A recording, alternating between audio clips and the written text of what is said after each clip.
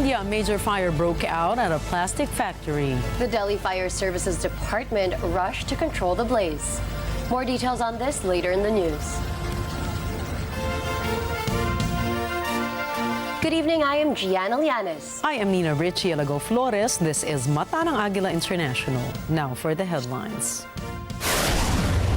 Commission on Higher Education issues a memorandum halting senior high school programs in state universities and colleges. Senate Minority Leader Coco Pimentel questions the validity of the 2024 budget in the Supreme Court. Harvard President Claudine Gay resigns amid widespread criticism and plagiarism claims. Storm Hank floods southern Britain and northern France. And the Philippine Arena is bound to have a jam-packed January with 3 back-to-back concerts.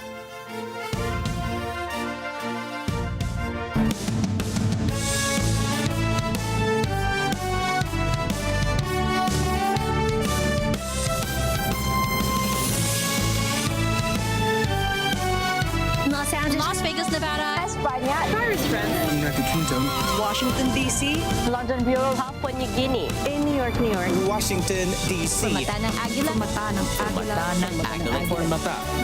Mata ng Agila International. Trusted, connected, on point.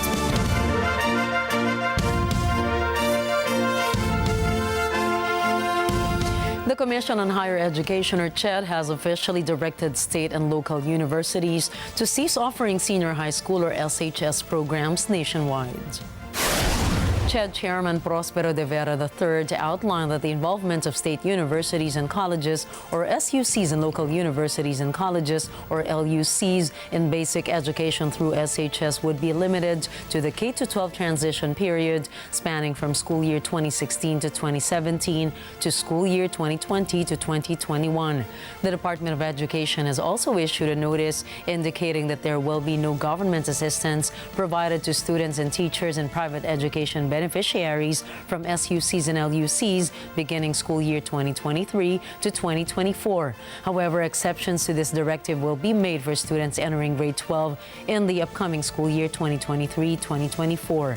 The K-12 program in the Philippines was first introduced in the school year 2012 to 2013, implementing a curriculum that included 12 years of basic education, adding 2 years of senior high school to the previous program. Since then, the program has undergone revisions and updates over the years, including the latest revision known as the K+10+2 program, which makes grades 11 and 12 optional to those preferring not to proceed to college education.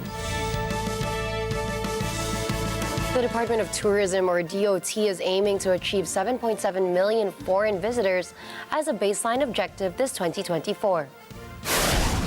Tourism Secretary Cristina Garcia Frasco noted that last year, the Philippines achieved victory. This is after Manila received over 5 million international visitor arrivals from January 1 to December 31, 2023, while generating over 480 billion pesos in international tourism revenue. The said record was around 650,000 higher than the country's target of 4.8 million international visitors for the whole year of 2023. Data shows that the Philippines' primary source of international visitors came from the United States, Japan, Australia, and China. Former President Rodrigo Duterte has criticized the suspension imposed by the Movie and Television Review and Classification Board, or MTRCB, on 2 Sunshine Media Network international shows, asserting that it infringes on the right to free expression. The MTRCB instituted a 14-day suspension on Duterte's Gikan sa Masa para sa Masa talk show, covering topics such as politics and economics. Additionally, Laban Kasama ang Bayan, a talk show by Lorraine Badoy and Jeffrey Celis from the same network, also received a 2-week suspension. Duterte emphasized that the MTRCB's actions constitute a serious violation of his constitutional right to free expression. However, the MTRCB defended its decision, stating that the suspensions were the result of a thorough review and investigation into violations in the content of the programs. These complaints reportedly included apparent death threats made on Duterte's show and unverified reporting on Laban Kasama ang Bayan. Trading within the Philippine Stock Exchange, or PSE, encountered a technical issue that prompted their system to pause trading at 9:32 a.m. today. Trading resumed nearly 2 hours later at 11:56 a.m. Afternoon trading proceeded at 1 p.m. to 3 p.m., following its regular schedule. In an update, the PSE and its third-party front-end system provider said they will continue to investigate the technical issue to identify the root cause of the incident. Senate Minority Leader Coco Pimentel claims that the 450 billion peso increase made by the Congress and Senate to the 2024 national budget is unconstitutional. The said funding is made under the unprogrammed appropriations. Senator Pimentel says he will ask the Supreme Court to look into the alleged unconstitutionality in some provisions of the 2024 national budget. He plans to file the petition this week, saying he has finished outlining the reasons why the additional fund is unconstitutional. And it should be the president. Kasi presidential form of government tayo eh. The president must be the one requesting or initiating the budget. Senator Pimentel argues that it is unconstitutional for the Congress to authorize funding higher than the proposal of the president. He claims the unprogrammed appropriations are used for personal interests, such as pet projects of some lawmakers. He also expressed concern that if the alleged practice is not stopped, it can be abused. Senator Pimentel also wants the Supreme Court to rectify the process of certification made by President Ferdinand Marcos Jr. on the 2024 national budget. He argues that there is no need to certify the General Appropriations Bill as urgent since this process is made every year. Hindi tuloy nakikita yung final version kasi second and third reading, isang araw lang, pwede because of the presidentification of urgency. Ayan, ilang thousand of pages ito, di lalo nating hindi nakikita lahat ng detalye. So, after the fact na tuloy, na ngayon na batas na, makikita natin ang mga detalye, then therefore, it's the proper time to question yung mga wala sa lugar. Agasa projected that at least 17 provinces in Luzon will likely experience drought by the end of January. This is due to the effects of the El Niño phenomenon. The State Weather Bureau disclosed that among Luzon provinces affected are Benguet, Ifugao, Kalinga, Apayao, Mountain Provinces, Ilocos Sur, La Union, Pangasinan, Cagayan, Nueva Ecija, Nueva Vizcaya, Pampanga, Tarlac, Batangas, Cavite, Oriental Mindoro, and Palawan. Pag-asa added that a dry condition may prevail over the Spratly Islands. Meanwhile, dry spell is likely to be experienced over Abra, Ilocos Norte, Isabela, Quirino, Bataan, Bulacan, Zambales, Aurora, Occidental Mindoro, and Metro Manila. According to the agency, a dry spell refers to 3 consecutive months of below normal rainfall conditions or a 21 to 60% drop in average rainfall, while drought refers to 5 consecutive months of below normal rainfall conditions. Pag-asa said that one of the strongest meteor showers this 2024 is visible this month. Known as the quadrantid meteor shower, the annual major phenomenon showcases lights from up to 120 meteor showers per hour. The state meteorologist said that the meteor shower has been observed from December 12 up to January 12 this year. The agency noted that this year the quadrantid will reach its peak activity tomorrow at 6 p.m. Pag-asa disclosed that the meteor shower is visible with the naked eye, as any special equipment such as telescopes is not required. The agency, however, recommended observing the astronomical event in a dark location far from city lights with clear and moonless sky conditions. President Ferdinand Marcos Jr. has conveyed optimism about fostering stronger relations between the Philippines and both Vietnam and Timor-Leste. This positive outlook was shared during the welcoming ceremonies for the new ambassadors of Vietnam and Timor-Leste at the Malacañang Palace.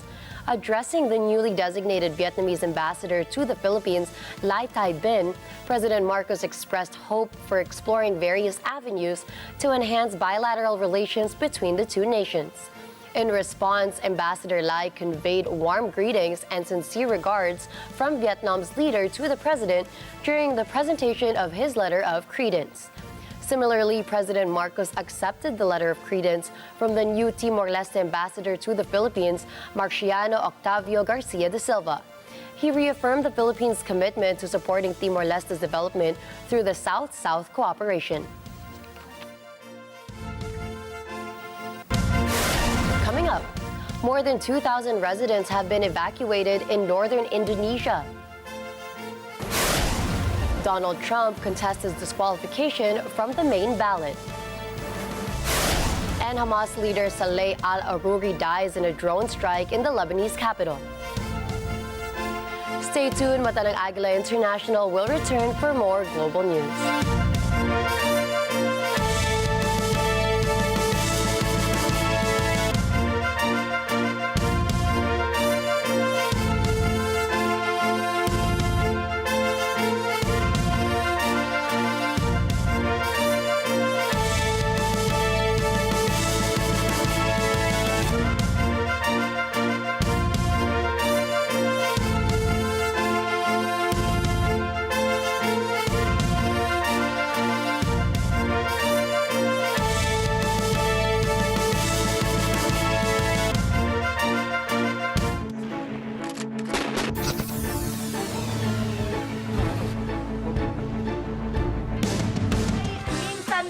dumating ang taong masasabi mong tunay na kaibigan.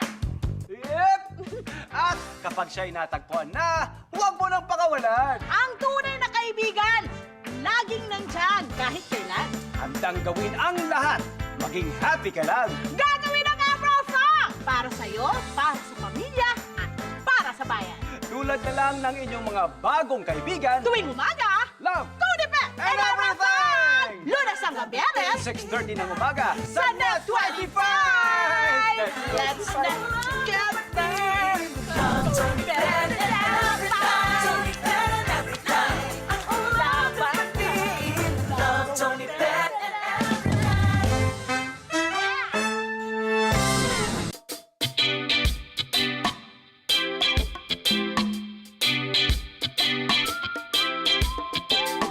Mga problemang may kinalaman sa pang-araw-araw na pamumuhay. Ano sa palagay niyo?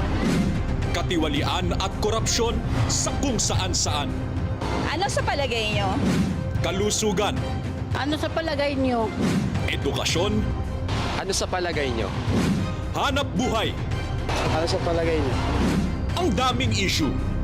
Samahan ninyo sina Ali Soto at Pat P. Daza sa pagbusisi sa lahat ng yan at iba pa. Ano sa palagay nyo? Year 3 na!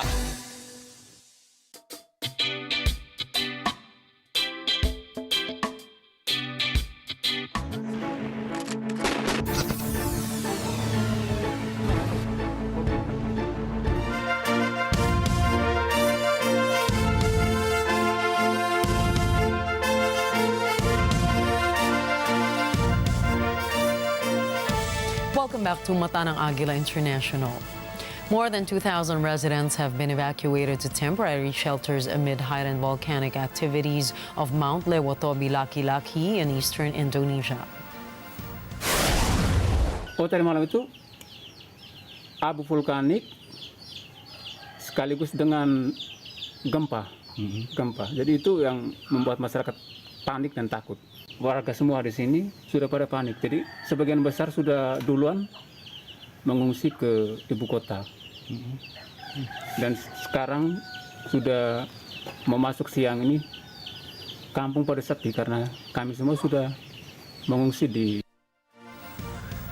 State volcanologists say the volcano spewed volcanic ash above its peak on Monday. It also erupted on Tuesday, but ash clouds from the volcano were not observed. Local officials say the volcanic ashes have affected 2 sub-districts, adding that more evacuees could be relocated to safe zones. Menjawab kebutuhan yang ada. Memang untuk mencukupi dan menutupi semua tidak seketika terus berjalan. orang tua lanjut usia, anak-anak, wanita, dan disabilitas juga sudah direncanakan oleh tim dalam rapat. Kita harus memberikan pelayanan sebaik-baiknya. Tensions between Russia and Ukraine have escalated further as Russian officials claim to have thwarted a Ukrainian attack on the border city of Belgorod as the aerial conflict between the two nations intensifies. A reported dozen missiles were intercepted before reaching Belgorod, where 25 people lost their lives in a previous attack on a Saturday. The recent aerial assaults follow Russia's initial launch of its largest bombardment on Ukraine to date, deploying around 300 missiles and 200 drones over the course of 5 days. Russian President Vladimir Putin has vowed to escalate strikes in retaliation for the recent assaults on Belgorod by Ukraine, resulting in a back-and-forth assault of missiles and drones from both sides. Turkey has announced that it has seized 34 individuals alleging their involvement in spying and planning abductions for Israel Mossad intelligence agency. Turkish Interior Minister Ali Yerlikaya shared video footage of the raids depicting law enforcement entering residences, handcuffing suspects, and transporting them in police vehicles. The raids involve 57 addresses in Istanbul and other locations, with authorities still searching for 12 additional suspects. While there has been no immediate response from Israel, bilateral relations between the two nations have significantly deteriorated amid Israel's conflict with Hamas. Eğer iyi niyetle devam etmiş olsaydı münasebetlerimiz farklı olabilirdi. Ama şimdi maalesef o da olmayacak. Çünkü iyi niyetimizi de bunlar suistimal ettiler. Yaşanan insanlık Turkish President Recep Tayyip Erdogan issued a warning to Israel last month, cautioning against attempting to assassinate members of Hamas on Turkish soil.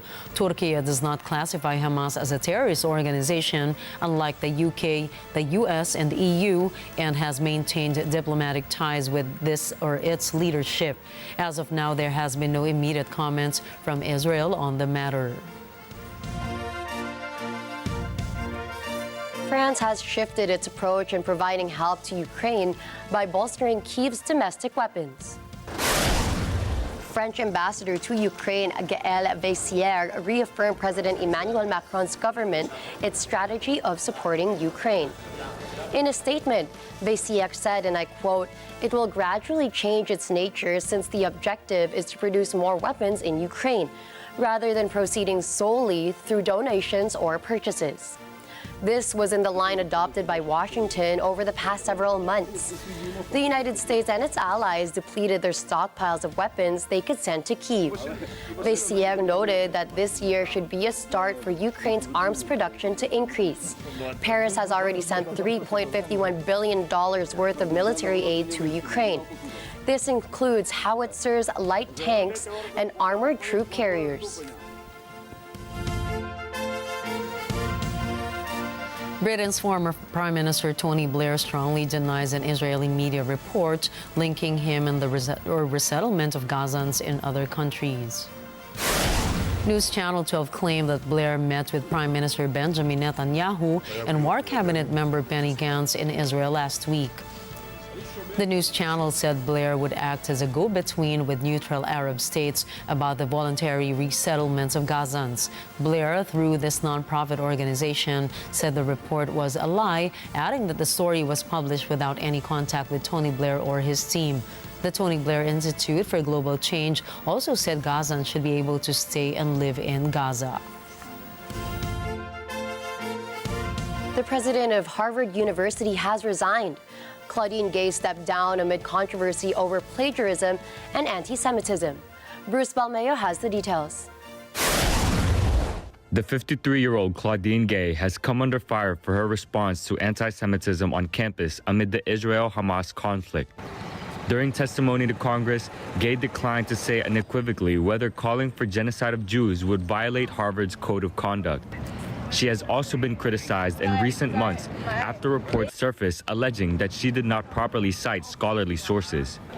The most recent accusation came Tuesday, published anonymously in a conservative online outlet. Gay made history as the first black person to be the president of the powerhouse university in Cambridge, Massachusetts. In her resignation letter, she has been subjected to personal threats and racial animus. Her downfall comes after the university's governing Harvard Corporation had initially backed her after the public relations disaster of congressional testimony. More than 70 lawmakers, including 2 Democrats, demanded her resignation, while a number of high-profile Harvard alumni and donors also called for her departure. Still, more than 700 Harvard faculty members had signed a letter supporting Gay, and her job had appeared to be safe. Bruce Balmeo for Mata ng Agila International, trusted, connected, on point. Former President Donald Trump's legal camp has asked the state court in Maine to toss out the Secretary of State's ruling that effectively disqualifies him from the 2024 primary ballot. Recently, the Maine court has barred him from holding public office under the Constitution's insurrection clause. Trump's move to appeal the decision by Secretary of State Shanna Bellows was expected. It was all just a matter of timing. Trump's eligibility for the presidency has been challenged in more than 24 states. Bellows is the only top election official to unilaterally find that Trump is disqualified from holding public office under Section 3 of the 14th Amendment. In an 11-page complaint filed in the Maine Supreme Court, Trump argued that Bellows was biased and should have recused herself from considering the challenges to the former president's eligibility for office brought by 2 concerned parties. Trump also said he was denied due process because he was not given adequate time and opportunity to put forth a defense. The former president asked the court to require Bellows to immediately list his name on the Republican presidential primary ballot and toss out her ruling. Condemnation from the United Nations after an Israeli airstrike targeted the Palestine Red Crescent Society headquarters in Gaza's Khan Yunis. The society says hundreds of displaced people had sought refuge from the fighting in the building. Thomas I. Likeness has that story. These are some of the injured being brought to this nearby hospital. Gemma Connell is a UN official who's on the scene. She says several people died in the attack. 5 people were killed here, including a 5-day-old child. No child in the world should be killed, let alone one sheltering under the emblem of a humanitarian organization. The airstrike has been condemned by the head of the World Health Organization as unconscionable. Tedros Adhanom Ghebreyesus says health should never be a target during conflicts. Shortly after the attack, Connell recorded this video. Here at Al Amal Hospital, it's a Palestinian Red Crescent Society facility clearly marked with the Red Crescent emblem on the roof. And just 2 hours ago, you can see behind me and all around me, this area was hit. Connell says there's extensive damage to the facility. She says civilians staying there have been displaced once again. The WHO has reiterated its call for an immediate ceasefire. It says urgent action is needed to get food, medical supplies, and water to Gazan civilians who are forced to live in unspeakable conditions of hunger, disease spread, and a lack of hygiene and sanitation. Connell says, enough. This war has to end. With the events of today, that end does not appear to be in sight. The fighting rages on. Thomas I. Likeness from Mata ng Agila International. Trusted, connected, on point. An Israeli strike in Lebanon has killed the deputy leader of Hamas. Saleh al-Aruri died along with his bodyguards in the strike by Israel, which vowed to destroy Hamas after the movement's unprecedented October 7 attacks on Israel. Anna Kui reports. This is the scene of the deadly drone strike that hit a Hamas office in Beirut's southern suburbs, a stronghold of Lebanon's Iran-backed Hezbollah movement, a Hamas ally. Lebanese media says a total of 7 people died in the attack. Aruri is the most high-profile Hamas figure to be killed, and his death came in the first strike on the Lebanese capital since hostilities began. Israeli army spokesman Daniel Hagari did not directly comment on Aruri's killing, but says the military is prepared for any scenario in its aftermath. The strike adds to widespread regional fears that the nearly 3-month-old Israeli-Hamas war could become a wider conflagration. Hamas says the killing will not lead to its defeat. Hezbollah vows Aruri's death will not go unpunished, calling it a serious assault on Lebanon and a dangerous development in the course of the war.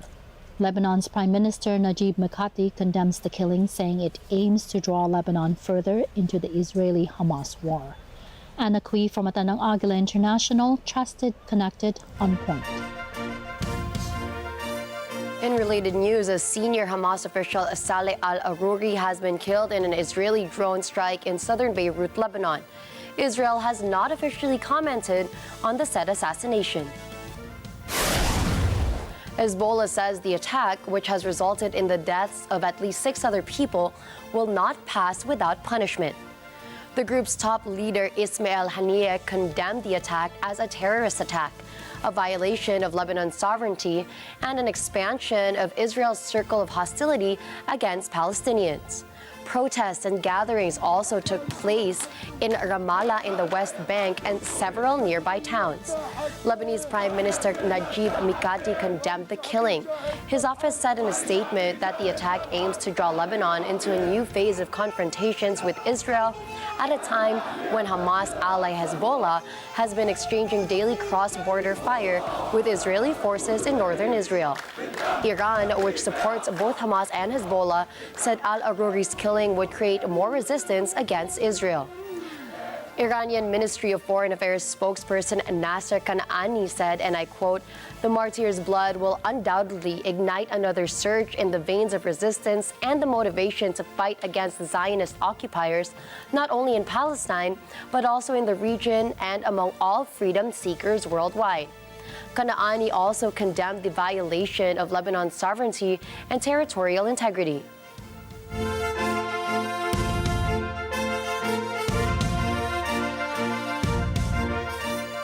In other news, judicial reforms passed by Prime Minister Benjamin Netanyahu's government have been struck down by Israel's Supreme Court. The change would have limited the powers of the court to overturn laws it deemed unconstitutional. Jeff Sanidad reports. Israel endured months of nationwide protests against the government while politicians debated the issue. Critics says the reforms weakened the judicial system, ultimately undermining democracy. 8 of the 15 justices ruled against the changes. Prime Minister Benjamin Netanyahu had argued the sweeping judicial reform agenda is necessary to rebalance powers between judges and politicians. But his detractors warned it could pave the way for authoritarian rule and be used by Netanyahu to quash possible conviction against him in his ongoing corruption trial. Israel does not have a constitution or upper house of parliament. The reasonableness measure, part of one of the basic laws which form Israel's quasi-constitution, was put in place to allow judges to determine whether a government had overreached its powers. Jeff Sanidad for Matanang Agila International. Trusted, connected, on point.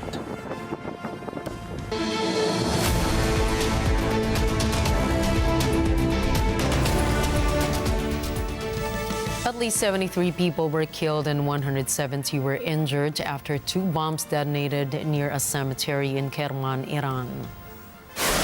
State media said the blasts were caused by terrorist attacks and were detonated remotely. Footage circulating online shows authorities restoring peace to the place and aiding victims to the hospitals.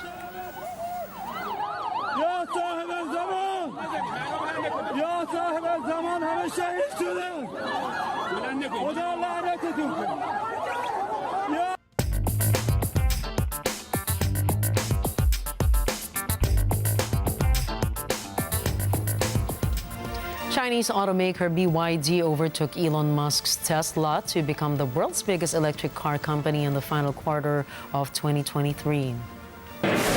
Tesla sold 494,989 sales electronic cars between October and December last year. But China's BYD took the number one spot in Q4 sales by over 30,000 electronic car units. BYD is backed by Warren Buffett. BYD also became the symbol of China's rise in electronic vehicle industry. Microsoft's President Brad Smith took a step back over the criticism he made last year that the United Kingdom was bad for business. Smith made the statement when UK's Competition and Markets Authority, or CMA, blocked Microsoft's Activision Blizzard acquisition. CMA changed its decision now and has approved Microsoft's takeover of Activision Blizzard. Smith said CMA's standards was tough and fair. He said he respects CMA's process, adding that it pushed Microsoft to change its proposals to Activision Blizzard. He added that Microsoft also addressed certain rights that the CMA was concerned about with respect to cloud gaming.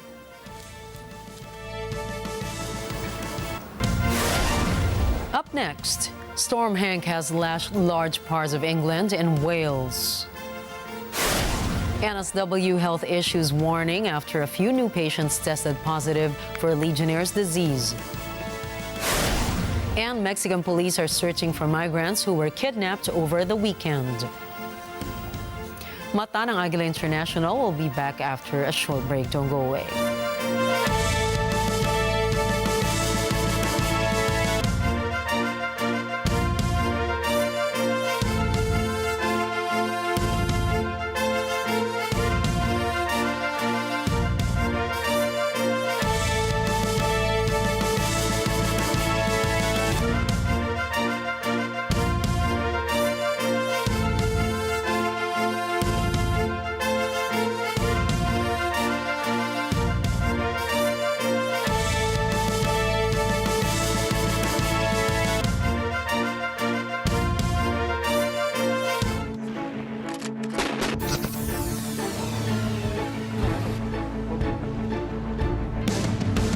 Makaka-relate kay you. Menopause. Yes. Meron ka bang nararamdaman ng mga signs ng menopause? Menopause really happens. In my case, I had a condition called endometriosis. Oh. Miss Corina, ganda po ng hair nyo. Ano pong shampoo nyo?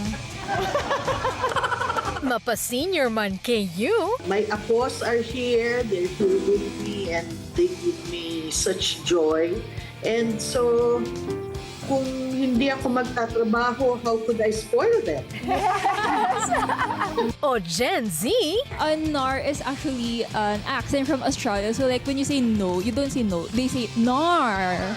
Bida kayo dito. Sumay! Let's just always choose to be kind. Kaya ugaliin ang tumutok kung saan masaya at maganda ang simula ng araw.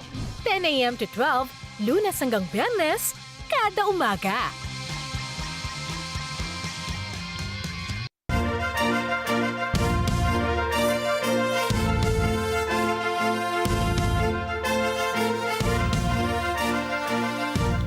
Parts of England and northern France are underwater after a storm Hank dumped heavy rain on the region. And areas of France and Germany remain on high flood alert as the German Weather Service warns of continuous rain and rising river levels. Elise Danielle tells us more. This aerial shot of the East Midlands in southern Britain shows the extent of the flooding. Strong winds accompanied the rain. Transportation in some areas ground to a halt after water washed out roads. High winds forced the closure of one major highway. Hundreds of homes are in the dark after the power went out. Across the English Channel in northern France, rivers overflowed their banks in some areas. Homes have been flooded and roads submerged. Authorities are telling residents not to venture out in flooded areas and to use extreme caution. The heavy rain had been forecast to end Tuesday evening. Elise Danielle for Mantanang Agila International, trusted, connected, on point.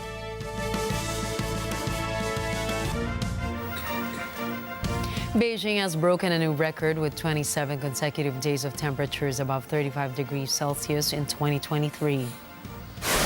China's state media reported that the intense heat had caused 127 national weather stations to break records of daily high temperatures last year. This marked Beijing's remarkable record in July by surpassing a 23-year-old milestone.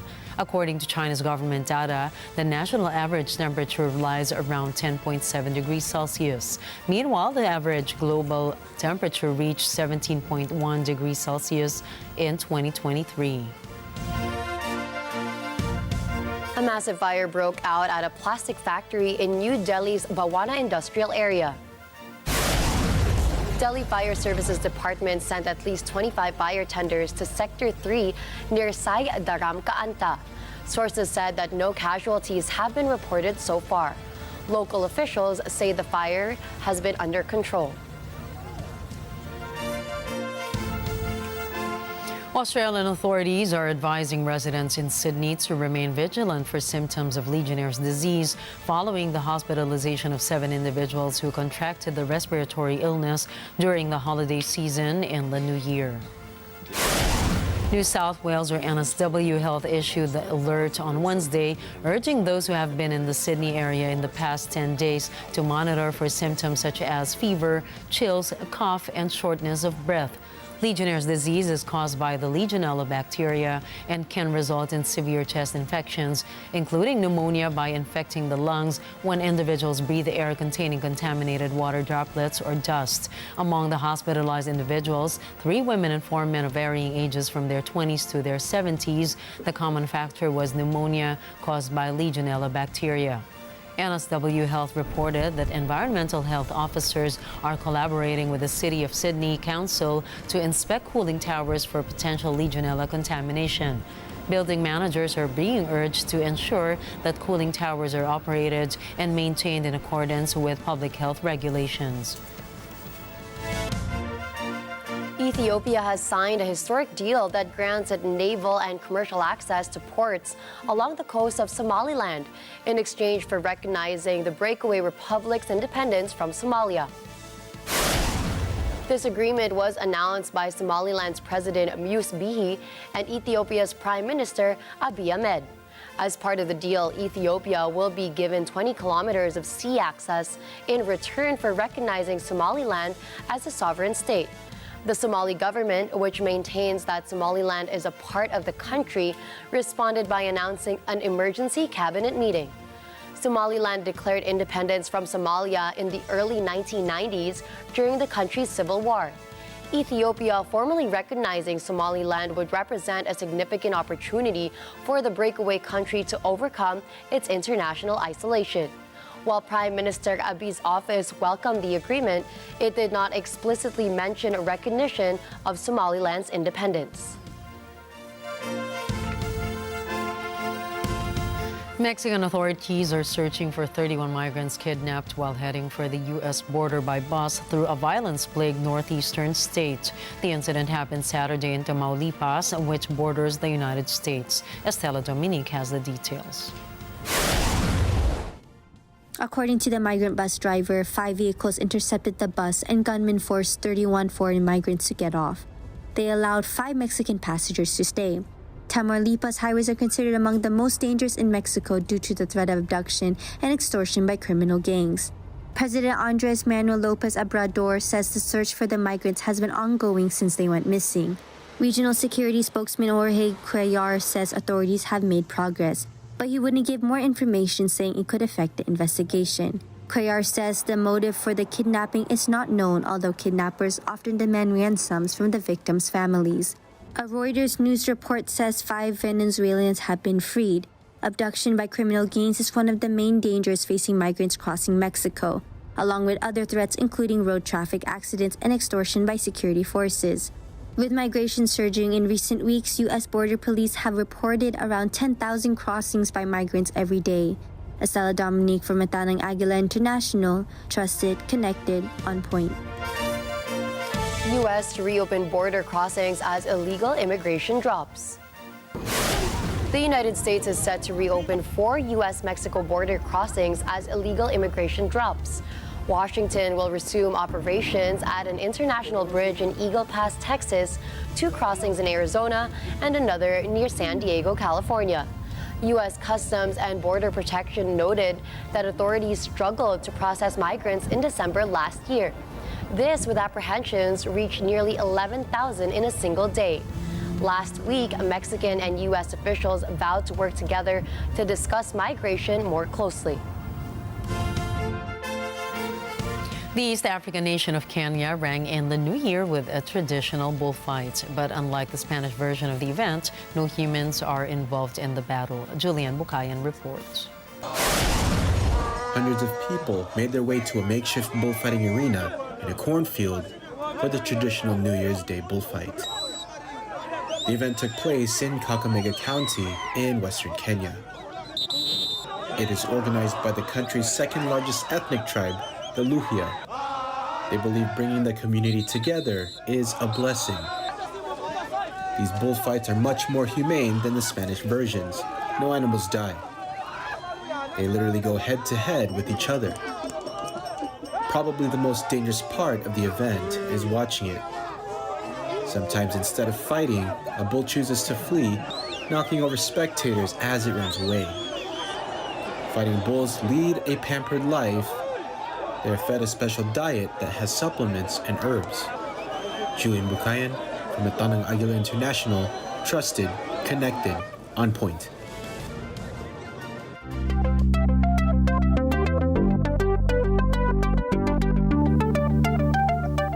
The rise of electric cargo bikes in France is gaining momentum, driven by a commitment to decarbonize the atmosphere and alleviate traffic congestion, spurring several manufacturers to engage in local production. Renault Trucks, situated in the suburbs of Lyon, France, is breaking away from its conventional truck-centric production.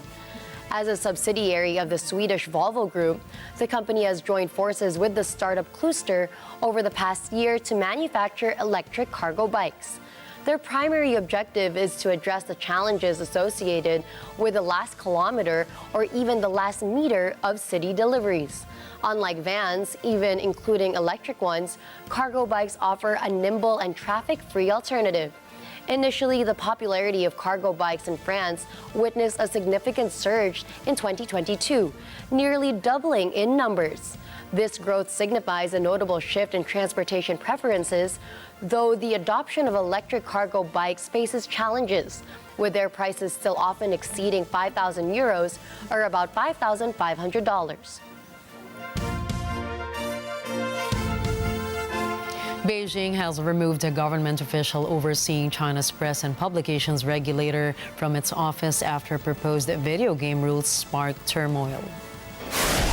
The head of the publishing unit of the Communist Party's publicity department, Feng Shixin, was removed from his post. Sources said Feng's removal was linked to the rules of the National Press and Publication Administration of curb spending on video games.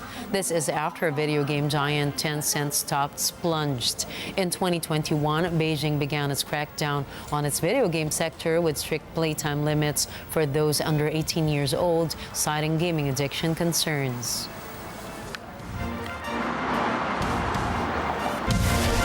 Coming right up, King Charles III wants to protect the planet for future generations. Denmark's crown prince represents a new generation of monarchs. And the Philippine Arena is about to have a jam-packed start of the year. Catch more news in sports and entertainment when we return.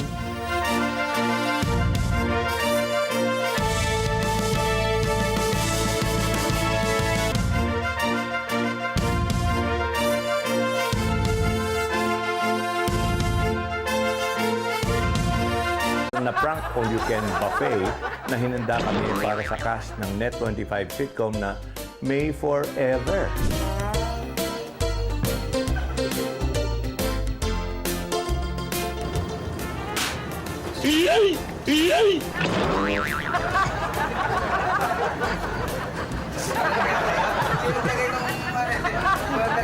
Ba't ako na naman? Ba't laging ako sinisisi mo?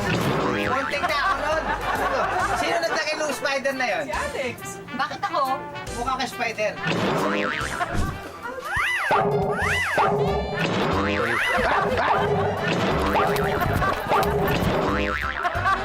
Idol naman eh, yung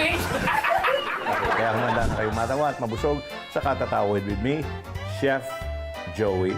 Oh no, it's B.O. Beer only. It's B.O. It's B.O. It's B.O. Together.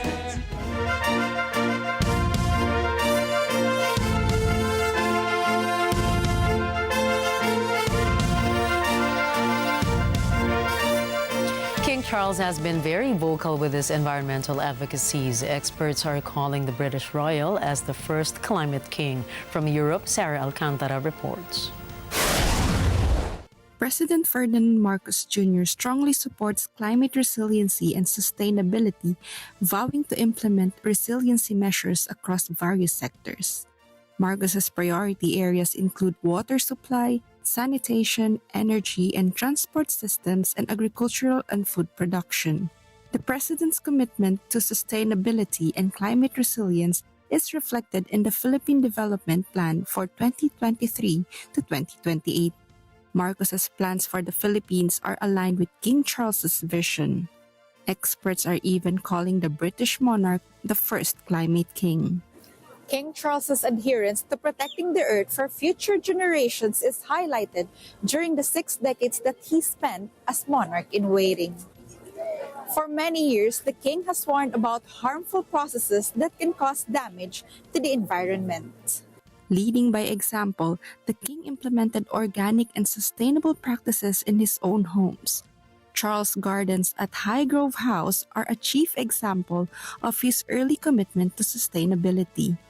The grounds feature organically maintained gardens which serve as a sustainable habitat for birds and wildlife. He also instructed workers to build solar panels. Waste from this house is meshed through a natural sewage system. Experts agree that King Charles often discussed other world leaders and urged businesses to address climate emergency plans alongside government points. His advocacy to remedy climate change was also seen when he worked with the UK government to reduce emissions for future space explorations. He also called out a Euro for climate action when the region experienced record-breaking heat waves and cold weather, in which he described the temperatures are alarming. In this year's COP28, King Charles warned that world leaders remain dreadfully far off track in key climate targets from the Paris Agreement in 2015. He urged for meaningful change as the United Nations also observed the world's temperature is seeing alarming tipping points.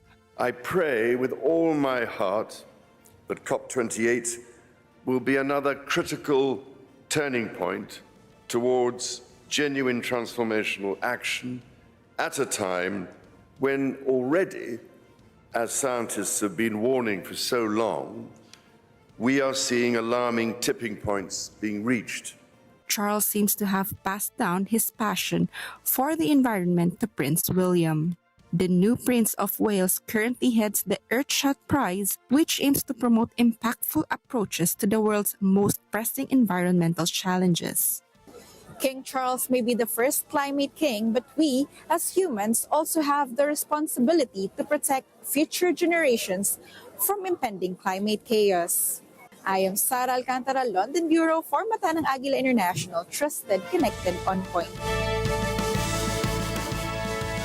On New Year's Eve, Queen Margaret II surprised the Danish people by announcing her abdication, passing the throne to her son, Crown Prince Frederik. As the world's only reigning queen and the longest-serving living monarch in Europe, she will step down on January 14th, precisely 52 years since she ascended to the throne. This transition will make Crown Prince Frederik the new King of Denmark and head of state in the constitutional monarchy, including Greenland and the Faroe Islands. Initially known as a party prince in the early 1990s, perceptions of Crown Prince Frederik evolved after he earned a master's degree in political science from Aarhus University in 1995, becoming the first Danish royal to complete a university education.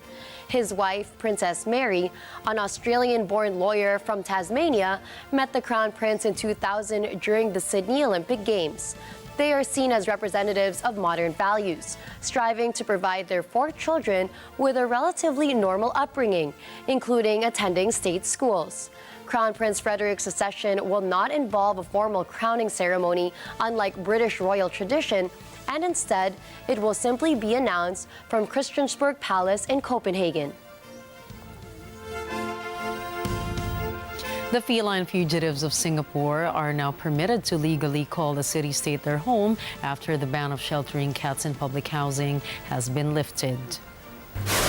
Singapore has decided to lift its 34-year-old law of banning cats that live in the vast majority of government-built apartments. This ban is based on Singapore's infamous rules-based culture, which has greatly affected housing and development boards, or HDB, apartments and the safety of their pets. Offenders were subjected to a fine of 4,000 Singaporean dollars and the eviction of their cat. They also lack eligibility for pet insurance and will sometimes become leverage for neighborhood disputes. The newly proposed cat management framework will allow a maximum of 2 cats per resident and a mandate of licensing and microchipping cats. Owners are also required to install mesh screen windows for the cat's safety.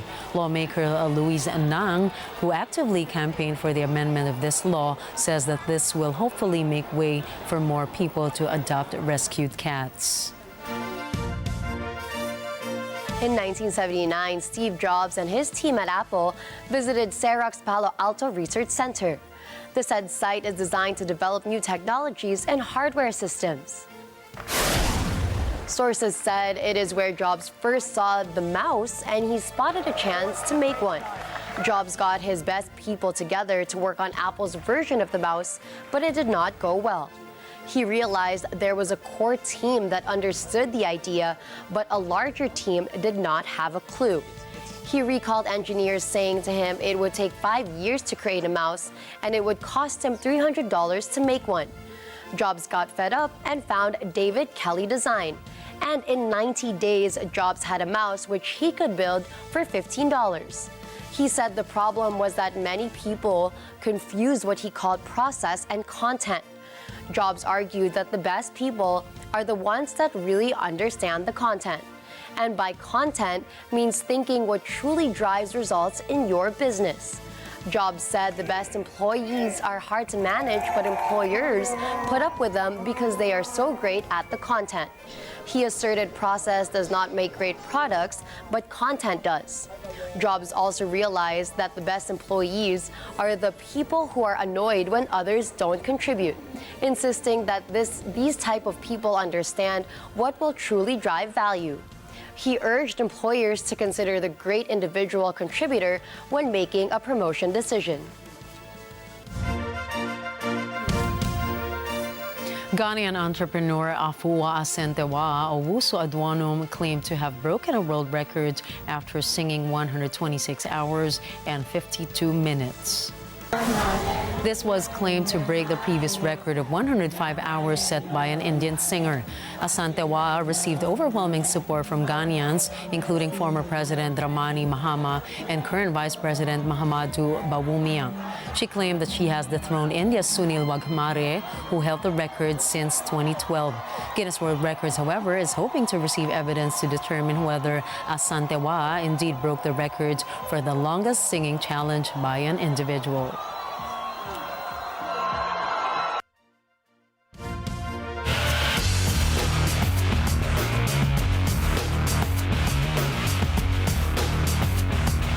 Eight-time NBA All-Star Dwight Howard intends to sign with the Philippine-based Strong Group.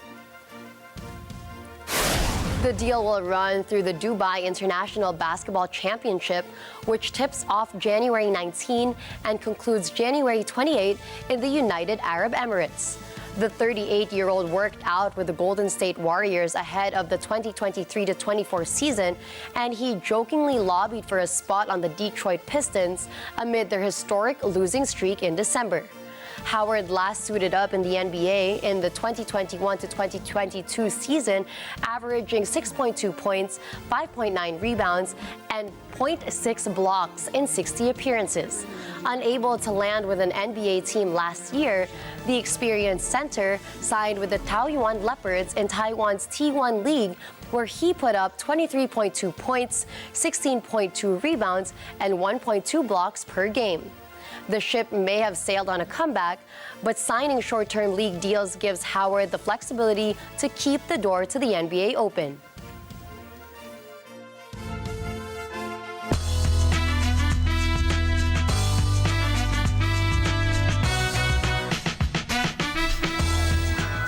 Brace yourselves, Filipino music lovers. In just a few weeks, the Philippine Arena will be graced by a star-studded lineup of international artists such as 17, Coldplay, and NCT 127. And that's just for the month of January. Catherine Ortula has the scoop. With the great start of the year, Filipino Carrots are excited for the follow concert tour of the K-pop boy group 17 that will be held over a span of 2 days on January 13 and 14 at the Philippine Sports Stadium in Bulacan. 17 debuted on May 26, 2015 under Pledis Entertainment and got popular with their hit songs Agila, Pretty You, Don't Wanna Cry, Hot, and Super. Together with the unwavering support of their fans, South Korean boy group 17 made history last December 2022, becoming the first K-pop group to hold a solo concert at the venue. So this is basically just a return to form. The Pledis Entertainment has also announced last December 14 that 17's SQ and Jonghan would be unable to participate in the group's follow concert tour in Bulacan to focus on their health. Meanwhile, the British rock band Coldplay will bring their 2-night Sky Full of Stars concert with the Music of the Spheres World Tour at the Philippine Arena on January 19 and 20. Known for their hit songs Yellow, Hymn for the Weekend, Something Just Like This, Sky Full of Stars, and My Universe, fans are in for a treat since this is the first international act taking the stage since U2. The band's members Chris Martin, guitarist Johnny Buckland, bassist Guy Berryman, and drummer Will Champion even recorded a warm message for Filipino fans. Mabuhay, everybody watching in the Philippines. We're Coldplay and we're so excited to announce that we're coming back to play in the Philippines. You can catch us on January the 19th, 2024 at the Philippine Arena. We hope to see you there. Mahal namin kayo. Fans are sure to laugh, cry, dance, and gaze at excitement as Coldplay is sure to not only bring a concert on the big stage, but a full-on experience for fans around the world. Which Coldplay song are you most excited to hear live? Another K-pop concert will also take leap this January at the Philippine Sports Stadium in Bulacan, as the NCT 127 will return to the Philippines with their The Unity concert tour on January 21. Making sure that Filipino NCTzens aren't left hanging. Known as the first fixed subunit of SM Entertainment, boy group NCT 127 consists of members Taeyoung, Johnny, Mark, Haichan, Yuta, Doyoung, Taeyil, Jungwoo, and Jaehyun. The subunit debuted in 2016 and is known for its hits Fact Checked, Kick It, Fire Truck, and Cherry Bomb, among others. Let's kick off January with a bang and head to the Philippine Arena. Catherine Ortula for Mata ng Agila International, trusted, connected, on point. In other news, Mexican actress Ana Ofelia Murguia, celebrated for her portrayal of Mama Coco in Disney and Pixar's beloved film Coco, has passed away at the age of 90. The National Institute of Fine Arts and Literature in Mexico expressed profound sadness as they announced her death, highlighting the significant impact of her artistic career on Mexico's performing arts. In Coco, Murguia lent her voice to the endearing elderly character Mama Coco, contributing to the film's success, which earned 2 Academy Awards for Best Animated Feature and Best Original Song for Remember Me. Her poignant duet with Miguel, Coco's great-grandson, in the film's finale added a memorable touch to the award-winning soundtrack.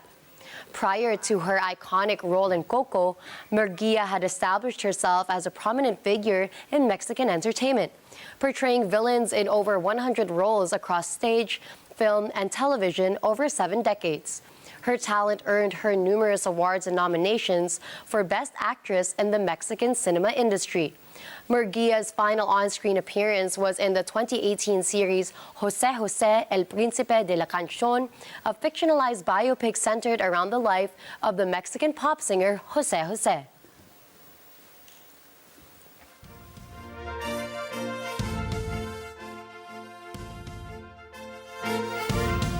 And just like that, we're halfway through the work week. And to send you off today, here's a quote from Canadian actress Christine Krug.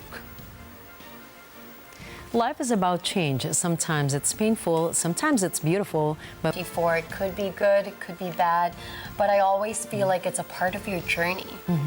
I think we need to learn to love life, flaws and all. Yeah.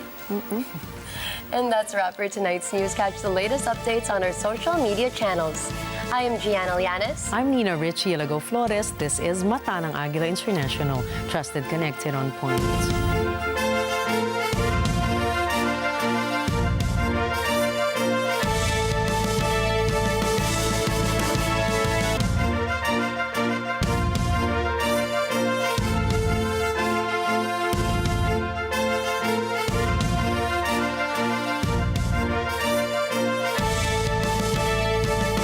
Thank you for choosing